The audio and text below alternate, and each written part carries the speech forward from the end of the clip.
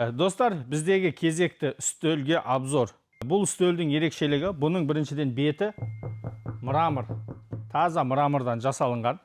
Және де тек қана мрамор салынған жоқ, бұл жерде мрамор мен ағашты бірге жасаған. Ағаштың фаскасы алынған, конусовый, шетінен қараған кезде өте әдемі болады. Екіншіден, бұл квадрат емес, қараңыздар, шетінің бәрі овал болып келеді. Сәл округленный овал болып келеді, өте ерекше дизайн. Үшіншіден, бұның тағы бір ерекшелігі, қараңыздар, асты корпусы таза темір. Бұл жерде ножкасы және де ұзыннан кеткен перемычкалардың бәрі темірден жасалынған.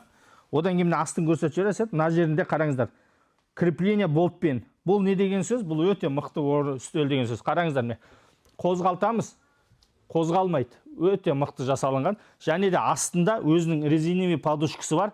Бұл ары бері қозғалтпайды. Және де нық тұрады.